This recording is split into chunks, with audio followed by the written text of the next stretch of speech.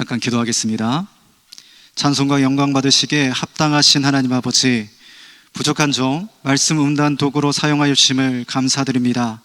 그러나 종의 모습 감추어 주시고 오직 주님의 사랑과 긍휼과 아버지의 뜻만이 밝히 드러나게 하여 주옵소서. 주님이 시간 말씀하여 주옵소서. 저희가 듣겠나이다. 예수님의 이름으로 기도합니다. 아멘.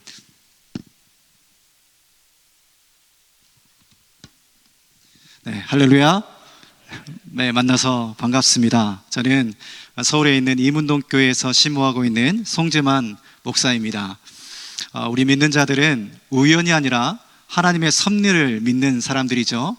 오늘의 이 만남이 하나님의 선하신 섭리 가운데 이루어진 일임을 믿습니다. 그래서 다시 한번 인사드립니다. 주의 은혜와 사랑과 평강이 우리 웨슬리 교우들의 삶과 가정에 충만하시기를 주님의 이름으로 축복합니다. 네, 제가 이렇게 반가운 마음에 평화의 인사를 이렇게 시작했지만 사실 이렇게 평안을 빈다라는 것은 바꾸어 말하자면 그만큼 이 땅 가운데 평안을 누리기 쉽지 않다는 것을 반증해 주는 것이기도 합니다. 현대인들 대다수가 여러 가지 스트레스성 질병들, 그러니까 우울증이나 수면장애나 고혈압이나 과민성 대장증후군, 암, 이런 여러 가지 스트레스성 질환으로 고통받고 있습니다. 그런가 하면 제가 언젠가 뉴스에서 보았는데 우리나라 국민, 그러니까 한국 사람들 중에 10명 중 6명이 만성적인 울분 상태에 있다는 그런 뉴스를 본 적이 있습니다. 안타깝게도 이 비율이 해마다 증가 추세에 있다고 해요. 국민 중 10명 중 6명이 이렇게 마음속에 울분 상태에 있다는 거 정말 심각하지 않을 수가 없습니다. 그런데 이것이 한국만의 현상인가? 최근 뉴스를 보니까 이건 미국에 관한 가슴 아픈 뉴스도 보게 되었습니다. 불과 얼마 전에 이곳에서 가깝더라고요. 알렌몰이라는 곳에서 백인 우월주의자의 일에서 일어난 총격 난사 사건으로 한인 일가족을 비롯해서 많은 이들이, 죄 없은 이들이 희생되었다는 안타까운 뉴스를 보게 되었습니다. 이뿐만이 아니죠. 우리를 슬프게 하고 정말 안타깝게 만드는 그런 뉴스들이 하루가 멀다 하고 들려오는 그런 세대를 우리가 살아가고 있습니다. 그래서인지 기쁨과 평안을 잃어버린 시대, 감사를 잃어버린 시대를 살고 있는 것 같습니다. 그럼에도 우리 믿는 자들은 영적으로 이 문제를 다시 한번 해석해 볼 필요가 있습니다. 왜 우리 안에 감사는 사라지고 만성적인 울분이 쌓이고 있는가? 정치 혹은 경제가 문제인가? 내 삶을 둘러싼 어떤 불만족스러운 상황과 조건이 문제인가? 하루가 멀다 하지 않고 들려오는 이런 비극적인 소식들 때문에 그런 것인가? 물론 세상은 그렇게만 생각할 것입니다. 그러나 하나님께서는 믿는 자들에게 세상과 다른 해석, 다른 고백을 원하십니다. 오늘 본 말씀을 보면 바울 사도가 데살로니가 교회 성도들을 향해서 범사에 감사하라 명하고 있습니다. 이 서신서가 쓰여지는 당시에 정치적인 자유가 없었고 인권이 없었고 종교적인 자유가 없던 그런 시대였죠. 기독교인이란 이유 하나만으로, 교회에 출석한다는 이유 하나만으로 얼마나 많은 사람들이 죽임을 당했는지 여러분 잘 알고 계실 것입니다. 그래서 데살로니가 전서 1장 6절 말씀에서 사도가 이렇게 말하죠.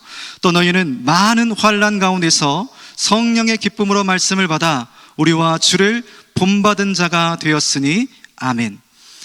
데살로니가 교회 성도들이 많은 환난 가운데 있었다고 말하고 있습니다.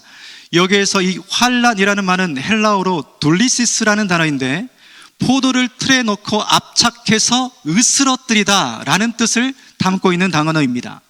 사방으로 우겨쌈을 당하고 삶과 영혼이 으스러질 정도로 데살로니가 교회 성도들에게 강한 핍박이 있었다는 것이죠. 우리보다 몇십 배는 더 암울했고 더 답답한 상황 가운데 놓여 있었다는 것입니다. 현실의 조건만 따지자면 만성적인 울분에서 도저히 벗어날 수가 없는 그런 상황 가운데 살고 있었다는 거예요. 그런데도 사도는 범사에 감사하라 라고 말씀하고 있습니다.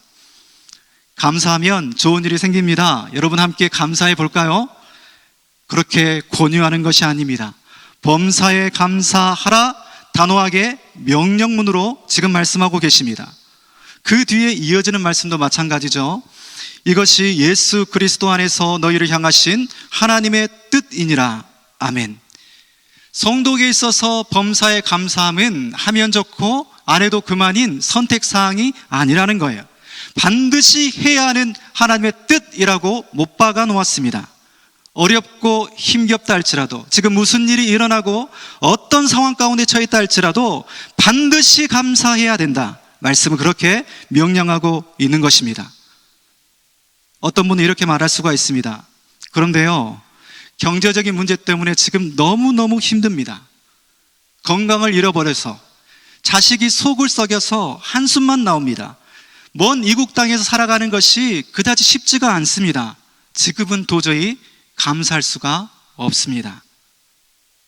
그러나 하나님께서 그런 여러분의 상황을 모르시기에 범사에 감사하라 명하셨을까요? 하나님 우리에게 절대 할 수 없는 불가능한 명령을 내리신 것일까요?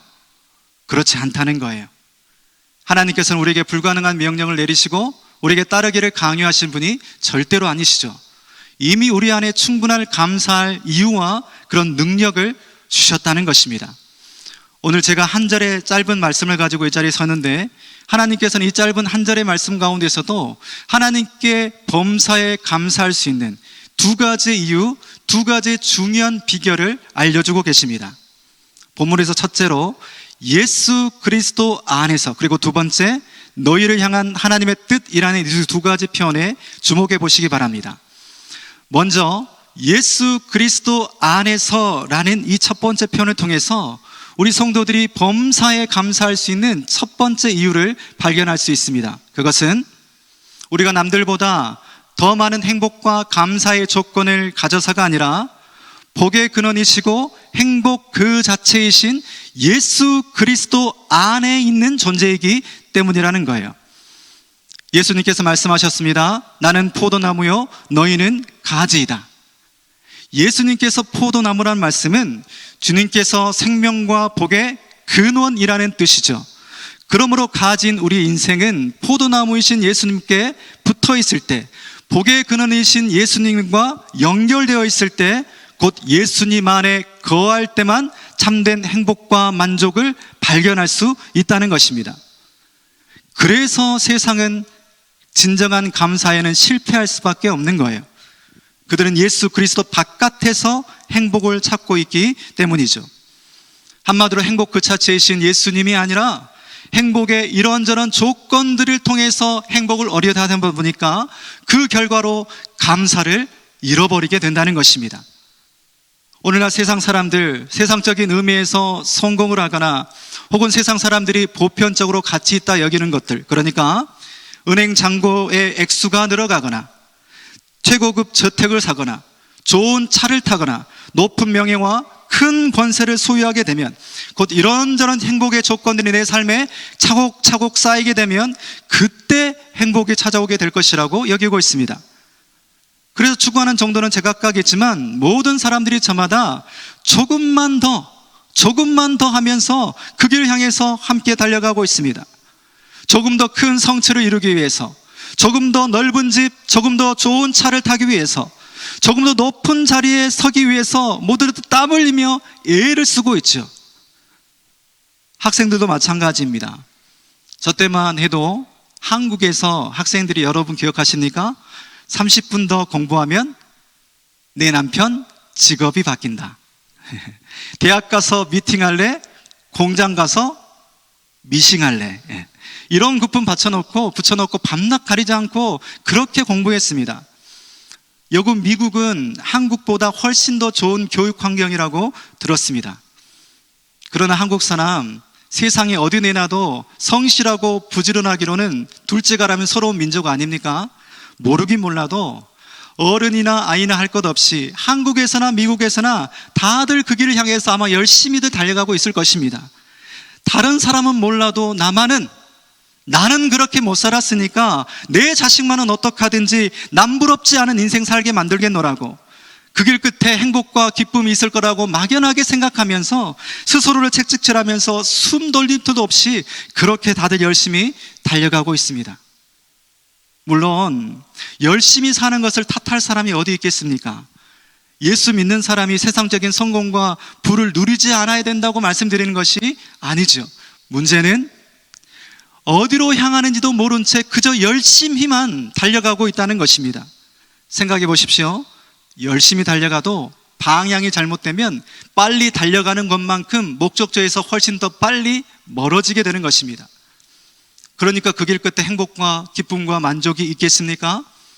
얘가 열심히 노력해서 이런저런 행복의 조건을 다 내 삶 가운데 채워지면 그때는 정말 행복해질까요? 부족하는 것이 없이 소망하는 건 내가 다 얻었습니다. 아메리칸 드림을 내가 이루었습니다. 그러면 진정으로 그때는 하나님께 감사할 수 있을까요? 그렇지 않다는 거예요. 열의 9을 가지고 있어도 감사할 줄 모르는 사람 얼마나 많습니까? 9은 다 채워져 있는데 한 가지 부족하면 그 부족한 한 가지 때문에 감사할 9가지는 생각하지 아니하고 우울증과 열등감에 사로잡혀 살아가는 것이 인생이라는 거예요. 누가 보기에도 성공했고 명예와 뷰를 다 가진 것처럼 여기는 사람이 자살로 생을 마감하는 것 우리가 자주 보고 있지 않습니까? 왜 다 가져도 감사를 모르고 만족을 모르고 행복할 줄 모릅니까? 그런 것으로 영혼의 갈급함이 전혀 채워지지 않기 때문이라는 거예요. 여러분 목마르다고 바닷물, 소금을 타서 한번 벌컥벌컥 들이마셔 보십시오. 더 큰 갈증이 찾아오는 거예요. 탈수 증상으로 죽음에 이를 수도 있는 것입니다. 파스칼의 말처럼 인간의 영혼에는 하나님만이 채울 수 있는 빈 공간이 있어요. 근데 그 영혼의 빈자리를 예수님 바깥에서 곧 돈으로, 명예로, 권력으로, 세상의 즐거움으로 채우려 하니까 소금물을 들이마신 것처럼 그 영혼이 더 큰 갈증에 허덕이고 있다는 것입니다. 근데 세상만 그런 것인가? 우리 믿는 자들도 은연중에 그런 생각을 가지고 있지는 않은지 돌아볼 필요가 있습니다. 우리 자녀들이 예수님이 없어도 명문대학에 진학하기만 한다면, 예수님이 없다 해도 세상에서 성공하고 풍요롭고 여유로운 삶을 살아가기만 한다면 그것만으로 과연 좋은 것인가? 그 길 끝이 과연 어디로 향하고 있습니까? 예수님께서 그 길은 보기에 넓어서 사람들이 많이 찾지만 멸망으로 인도하는 문이라 말씀하셨죠. 마태복음 25장의 달란트 비유 보니까 악하고 게으른 종에게 예수님께서 이렇게 말씀하셨습니다. 이 무익한 종을 바깥 어두운 데로 내쫓으라. 거기서 슬피 울며 이를 갈리라. 예수님 바깥이 어떤 곳입니까? 그곳은 어두운 곳이라. 결국 슬피 울며 이를 갈게 되는 것이라 말씀하셨습니다. 예수님 바깥에서 참된 행복과 만족과 평안을 결코 찾을 수 없다는 거예요. 예수님 없는 성공, 예수님 없는 여유롭고 형통한 삶 결코 좋아할 일이 아니라는 것입니다. 제가 사역하다가 어떤 교회에서 사역하다가 한 안수 집사님이, 우리 감리교 측으로 따지자면 아마 남자 권사님 그런 직분일 거예요. 어떤 사건으로 마음이 다쳐지셔서 어느 날부터 교회에 안 나오기 시작했습니다.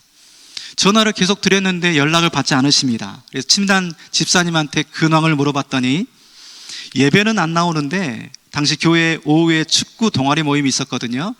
오후 축구 동아리 모임에는 빠지지 않고 나오신다고, 그래도 끈이 연결되어 있으니까 언젠가는 나올 겁니다. 걱정하지 마세요. 이렇게 말씀하시는 거예요. 그렇게 1년 정도가 지났는데 어느 날 그분의 아내 되시는 집사님에게 연락이 왔습니다. 그분이 그날도 예배에 빠지고 주일 오후에 축구하다가 그만 십자인대가 끊어지는 사고를 당하셨다는 거예요. 얘기를 들어보니까 축구 공을 차려다가 끊어진 것도 아니고 그냥 서서히 걸어가고 있다가 갑자기 툭 하고 끊어졌다는 거, 그렇게 말을 들었습니다. 제가 이제 그분에게 신방을 가려고 길을 나서는데 그때 성령님께서 퍼뜩 제 안에 떠오르게 하신 말씀이 시편 23편의 말씀이었습니다. 여호와는 나의 목자시니 내게 부족함이 없으리로다. 그가 나를 푸른 풀밭에 누이시며 쉴 만한 물가로 인도하시는도다. 아멘. 병원에 가서 제가 이 말씀을 읽어드린 후에 이렇게 말씀드렸어요. 집사님, 다윗이 20편에서 내게는 부족함이 없습니다. 선한 목자이신 주님께서 나를 푸른 풀밭 쉴 만한 물가로 인도하십니다 라고 고백합니다. 근데 정말 다윗의 삶에 부족함이 없었을까요? 그의 삶이 정말 푸른 풀밭 같고 쉴 만한 물과 같은 그런 삶을 살았을까요? 그렇지 않습니다. 다윗은 하나님께 기름 부음 받은 후부터 사울에게 쫓겨서 늘 죽음의 위협 가운데 살아갔습니다. 그가 왕이 되었을 때는 그의 가정 가운데 그 자녀들끼리 서로 치고받고 죽고 죽이는 골육상쟁의 비극이 일어났습니다. 그의 노년에는 자신이 낳은 아들이 그에게 반역하여서 아들에게 쫓기는 신세가 되었습니다. 다윗이 부족함이 없는 푸른 풀밭 쉴 만한 물과 같은 그런 삶을 결코 살지 않았습니다. 그러니 여기에서 다윗이 고백하는 푸른 풀밭 쉴 만한 물가는 어떤 장소, 어떤 상황, 어떤 조건이 아닙니다. 고난도 있었고 아픔도 있었고 억울한 일도 있었고 부족함도 너무나 많았지만 주님과 함께 있었던 그 모든 시간들이 주님의 그 사랑의 품 안이 제게는 푸른 풀밭이고 쉴 만한 물가입니다 라고 고백하는 것입니다. 예수님이 우리 인생과 영혼의 푸른 풀밭이시고 쉴 만한 물가가 되어주십니다. 그런데 양인 우리가 푸른 풀밭과 같고 쉴 만한 물과 같은 예수님의 품을 떠나서 엉뚱한 데로 가면 어떻게 될까요? 양이 지독한 근시라고 하죠. 목자가 인도하지 않으면 낭떠러지도 모르고 달려가다가 그 낭떠러지에서 떨어져 죽는 것이 양입니다. 그래서 목자는 양이 자신을 따라오지 않고 길을 벗어나면 막대기를 들어서 때려서라도 그 양을 인도합니다. 늑대와 못된 짐승을 쫓을 때만 목자가 막대기를 사용하는 것이 아니라 때로는 그 막대기로 양도 때립니다. 그 양을 사랑하기 때문에, 그 양을 파멸로부터 지켜야 되기 때문에, 그 양이 진정으로 행복하기를 원하기 때문에 때려서라도 그 양을 자기 품으로 다시 돌아오게 합니다. 우리 예수님이 집사님 많이 사랑하십니다. 이렇게 말씀드리면 어떻게 생각할지 모르겠지만 십자인데 끊어진 것도 감사하십시오. 이것이 예수님이 집사님을 너무나 많이 사랑한다는 증거입니다. 성령께서 그 집사님의 마음을 이미 만져놓은 상태였는지 집사님 고개를 끄덕끄덕 하시면서 다 들으셨습니다. 그리고 그 다음 주일부터 목발을 짚으시고 발에 깁스하신 채로 예배에 출석하셨어요. 할렐루야. 네.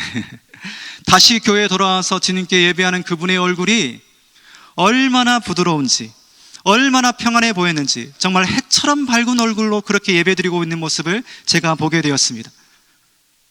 주님 말씀하셨습니다. 내 안에 거하라, 나도 너희 안에 거하리라. 내가 예수님 안에 거하고 그분이 내 안에 거하실 때 세상이 알 수 없는, 세상이 줄 수 없는 기쁨과 평안과 진정한 감사가 내 내면에서부터 솟아나오게 된다는 것입니다. 이 은혜를 아는 사람들 이렇게 찬양하죠. 높은 산이 거친 들이 조막이나 궁궐이나 내 주 예수 모신 곳이 그 어디나 하늘나라. 함께 할까요? 할렐루야 찬양하세. 내 모든 죄 사함 받고 주 예수와 동행하니 그 어디나 하늘나라. 아멘. 예수님이 나와 함께 하시면 높은 산이나 거친 들이나 초막이나 궁궐이나 그 어디나 하늘나라, 그 어디나 푸른 풀밭 쉴 만한 물가가 됨을 믿습니다. 그러므로 10가지 100가지가 다 부족해도 단 한 가지 이유 때문에, 곧 우리가 예수님 안에 있기 때문에, 그분께서 나의 목자가 되어주시기 때문에 주님 한 분만으로 저는 만족합니다. 주님 한 분만으로 저는 부족함이 없습니다. 주님 한 분만으로 저는 주님께 감사드립니다. 진정으로 고백할 수 있는 저와 여러분 될 수 있기를 주님의 이름으로 축복합니다. 제가 긴장되었는지 입이 많이 탑니다. 잠깐 물 좀 마시겠습니다. 죄송합니다.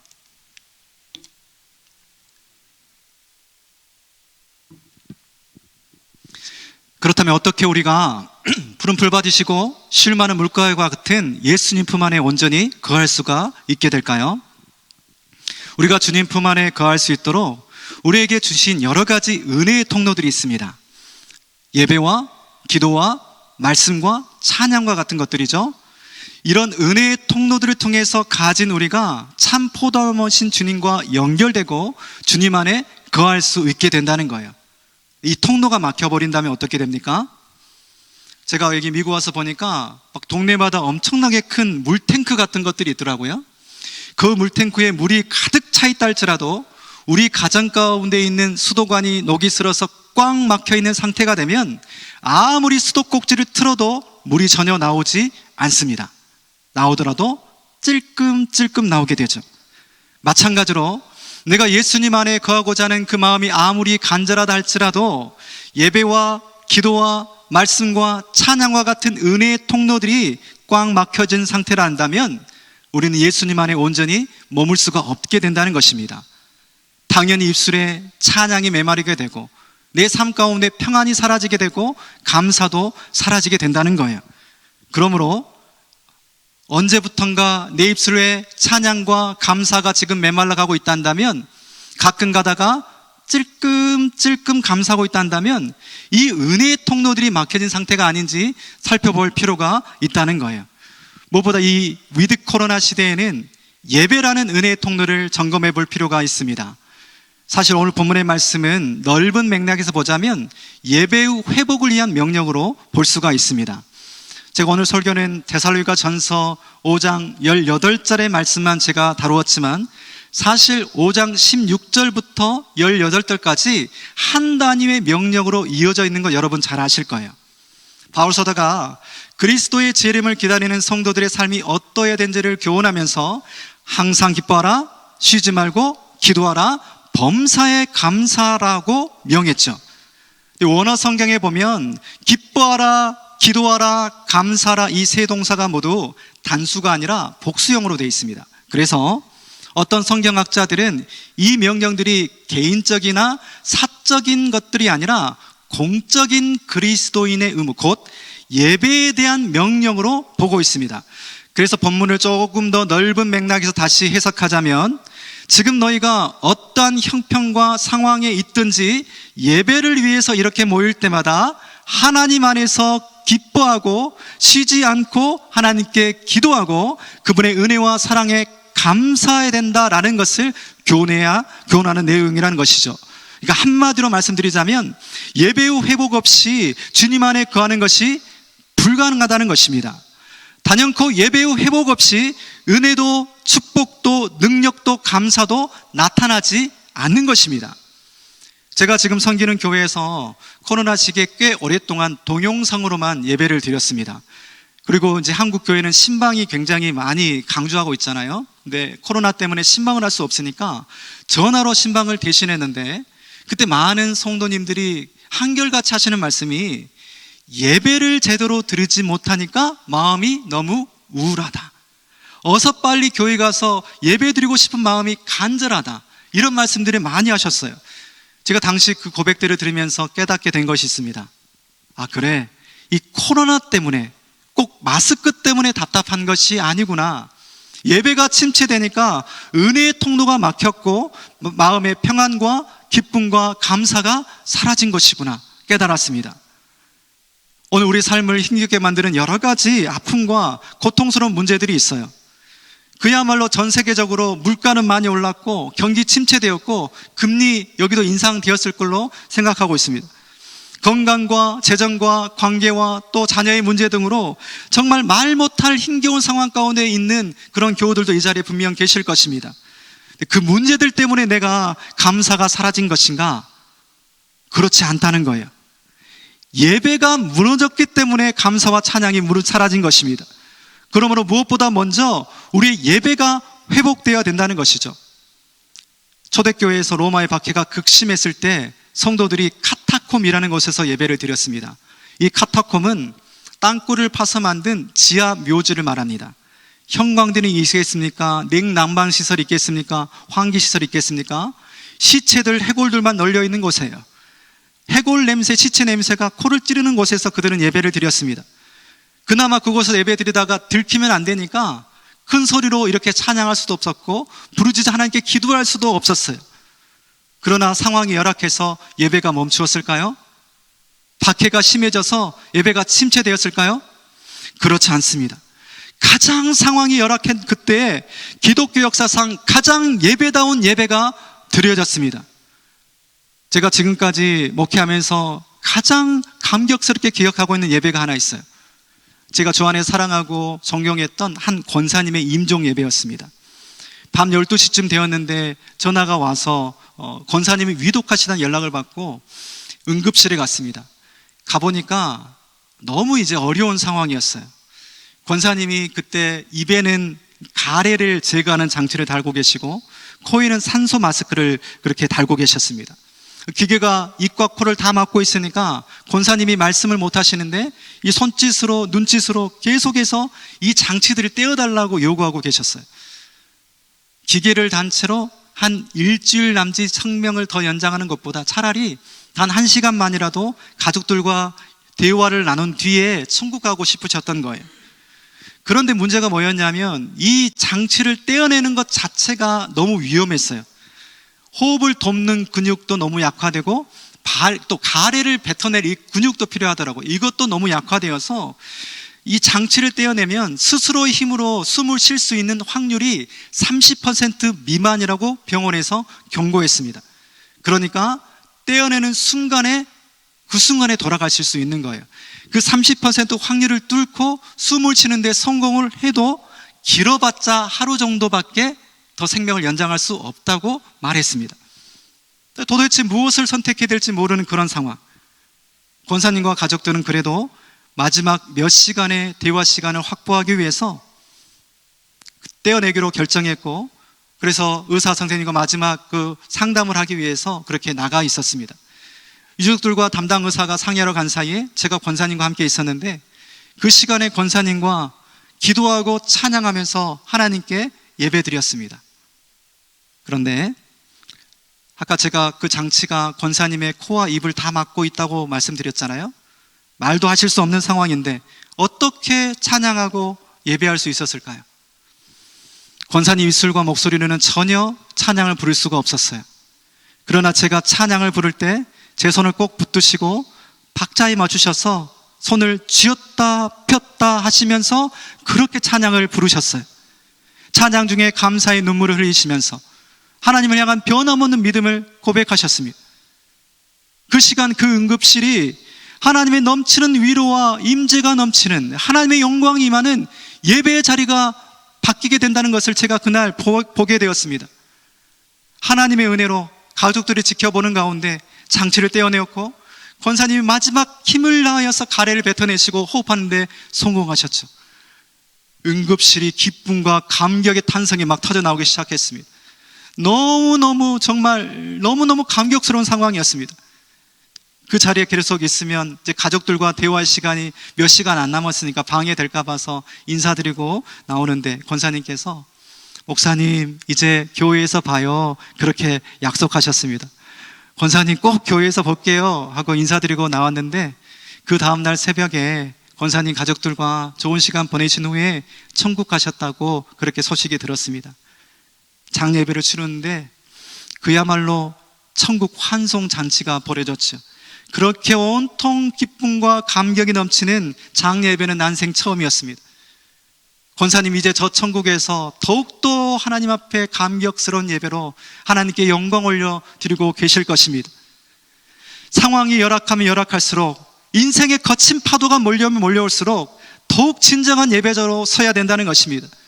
예배는 내 영혼에 주님의 은혜와 사랑으로 가득 채워지는 시간인 것이죠.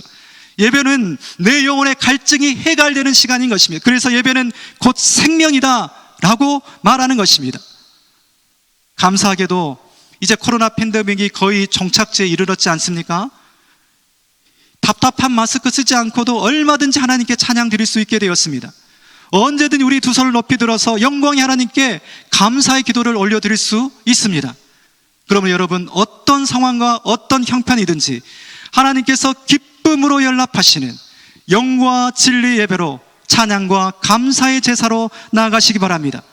그럼 하나님께서 결코 마르지 않는 샘물과 같은 은혜 가운데 충만한 기쁨과 넘치는 평안으로 여러분의 삶을, 가정을, 미래를 책임지시고 붙들어 주실 줄로 믿습니다. 지금까지 제가 예수 그리스도 안에서라는 첫 번째 편을 통해서 오직 예수님 안에서만 범사 감사의 이유를 찾을 수 있음을, 그리고 예수님 안에 온전히 거하기 위해서 먼저 예배가 회복되어야 되어야 된다는 사실을 말씀드렸습니다. 두 번째로 너희를 향하신 하나님의 뜻이라는 이 표현에 주목해 보시기 바랍니다. 이 말씀은 굉장히 감사에 대해서 중요한 것을 우리가 가르치고 있는데, 그것은 뭐냐면 감사는 의지적인 결단이어야 된다는 사실을 가르쳐주고 있습니다. 이미 살펴본 대로 예수님 안에 있을 때만 내 안에서 진정한 감사가 흘러나오게 됩니다. 그런데 이 말은 그래서 감사가 흘러나올 때까지 그저 아무것도 하지 말고 기다려라, 그런 뜻이 아니라는 거예요. 데살로니가 전후서 말씀에 보면 데살로니가 교회 성도들 중에 이 부분에서 큰 오해를 하는 사람들이 많이 있었습니다. 그들은 예수님의 재림을 기다리고 있었어요. 주님이 금방 다시 오실 거라고 믿고 있었습니다. 그러다 보니까 어떤 성도들은 주님이 오시면 어차피 이 세상의 것들은 다 필요가 없어지지 않는가? 그러니까 이제 아무것도 하지 말고 이제 주님 오시려면 가만히 기다리자, 이렇게 생각한 거예요. 어떻게 되었겠습니까? 신앙의 나태함이 생기게 되었죠. 주님 오실 때가 가까웠다고 직장도 학교도 그만두고 주신 사명도 내팽개치고 빈둥빈둥 놀고 먹는 사람들이 생겨나기 시작했다는 거예요. 교회의 덕이 되겠습니까? 하나님의 영광이 나타나겠습니까? 감사와 찬양의 열매가 맺힐 수가 있겠습니까? 그래서 바울 사도는 범사 감사를 너희를 향한 하나님의 뜻이라고 가르치는 것입니다. 하나님의 뜻 이루기 위해서는 순종이 필요합니다. 그리고 순종에는 반드시 의지적 결단이 필요한 것이죠. 범사 감사 역시 반드시 순종해야 될 명령이기 때문에 반드시 의지적 결단으로만 감사할 수 있다는 거예요. 감나무 밑에서 입 벌리고 가만히 서 있다고 감을 먹을 수 있는 것이 아니듯이 감사할 마음이 내 안에서 일어날 때까지 가만히 기다리다고 감사의 열매와 감사의 능력과 감사의 축복은 절대로 기대할 수가 없다는 것입니다. 러시아의 국민 시인인 푸시킨이 삶이 그대를 속일지라도 라는 시에서 이렇게 노래했습니다. 삶이 그대를 속일지라도 슬퍼하거나 노하지 말라. 슬픔의 날을 참고 견디면 머지않아 기쁨의 날이 오리니. 시인의 말처럼 우리가 삶을 살아가다 보면 삶이 나를 속일 때가 있어요. 우리 둘러싼 너무나 답답한 현실이 나를 슬프게 만들고 노하게 만들 때가 있습니다. 그러나 시인은 삶이 그렇게 나를 속일지라도 슬퍼하거나 노하지 말라 말하고 있습니다. 나를 아프게 하는 그 현실만 바라보면서 슬픔과 분노를 택하지 말라는 거예요. 왜냐하면 그 슬픔의 날들을 참고 견디면 머지않아서 기쁨의 날이 온다는 것입니다. 현재는 세상이 나를 속이고 있습니다. 한없이 우울한 날들을 지나가고 있습니다. 이 시를 지을 때 푸시킨은 유배지에 있었습니다. 그러나 그는 그 현재의 고난과 아픔이 끝이 있다는 것을, 반드시 지나간다는 것을 알았습니다. 그래서 머지않아 오게 될 그 기쁨의 날을 바라보면서 오늘의 고난을 내가 견뎌낼 것을, 오히려 내가 기뻐할 것을 의지적으로 결단하고 있는 거예요. 이것이 성경이 말하는 범사 감사의 원리와 같습니다. 바울 사도 역시 본문을 통해서 주님의 재림을 기다리는 성도들을 향해서 이렇게 말하고 있는 거예요. 주님 분명 다시 오신다. 그렇다고 그날이 도대체 언제 오려나 생각하며 하늘만 쳐다보고 있지 말아라.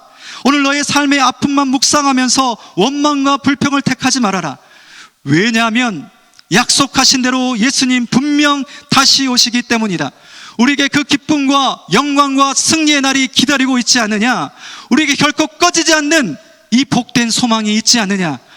그러니 언제가 아니라, 고난과 아픔이 아니라 승리하신 예수 그리스도께 집중하라. 다가올 그 기쁨과 영광과 승리의 날을 오늘을 버텨낼 능력과 소망으로 삼으라. 울더라도 오늘 믿음으로 감사의 씨앗을 뿌리라. 그렇게 지금 가르치고 있는 것입니다. 바울 사도가 그렇다고 입술로만 범사 감사를 가르친 것은 아니었죠. 삶을 통해서 그는 범사 감사를 실천하고 그 감사의 능력을 경험했던 사람이었습니다. 사도행전 16장 25절 26절 말씀입니다. 한밤중에 바울과 실라가 기도하고 하나님을 찬송하매 이에 갑자기 큰 지진이 나서 옥토가 움직이고 문이 곧 다 열리며 모든 사람의 매인 것이 다 벗어진지라. 아멘. 바울 사도와 실라가 점치는 여종의 귀신을 쫓아냈다가 억울한 누명을 쓰고 매를 맞고 착고에 매여서 빌립보 감옥에 갇혔습니다. 현실만 생각하면 원망과 울분을 토해내야 정상이었죠. 하지만 그들은 그 고난 중에도 감사와 기도와 찬양으로 나왔습니다. 그랬더니 어떻게 되었습니까? 터가 진동하고 굳게 닫힌 문들이 다 열리고 매인 것들이 다 벗겨졌습니다. 이것이 바로 감사와 찬양의 능력이라는 거예요. 웨슬리 교회는 이 감사의 능력을 너무나 잘 아는 교회가 아닙니까? 성도들이 벽돌 한 장을 쌓는 그 헌신으로 미주 한인교회에서는 최초로 예배당을 헌납하는 감격스러운 역사가 있는 교회라고 들었습니다. 지금까지 웨슬리 교회의 역사는 실로 예수 그리스도 안에서 범사 감사의 능력을 보고 듣고 만지는 역사라고 해도 과언이 아닐 것입니다. 그리고 이제 웨슬리 교회는 새로운 도전 앞에 서 있습니다. 더 넓은 사명의 바다로, 더 큰 은혜의 바다를 향해서 더욱 가슴 벅찬 감사의 항해를 계속해 나아가야 하는 것이죠. 그러므로 주 안에서 사랑하는 웨슬리 교회 교우 여러분, 삶이 우리를 속일지라도, 지금 내 삶에 무슨 일이 있고 지금 우리가 어떤 형편과 어떤 처지에 있다 할지라도 예수 그리스도 안에서 우리를 향한 하나님의 뜻, 범사 감사를 담대하게 결단하는 은혜가 있기를 축복합니다. 남들이 불평할 때 나도 함께 불평하고, 남들이 할 수 없다 할 때 나도 할 수 없다 실망하지 마시기 바랍니다. 남들이 실망할 때 우리는 오히려 더욱더 기도합시다. 남들이 노래할 수 없을 때 더욱더 아름다운 노래로, 더욱더 진정한 감사의 찬양으로 주님께 영광 올려드립시다. 그리하면 모든 지각에 뛰어난 하나님의 평강이 그리스도 예수 안에서 여러분의 생각과 마음을, 그리고 웨슬리 교회를 지켜주실 것입니다.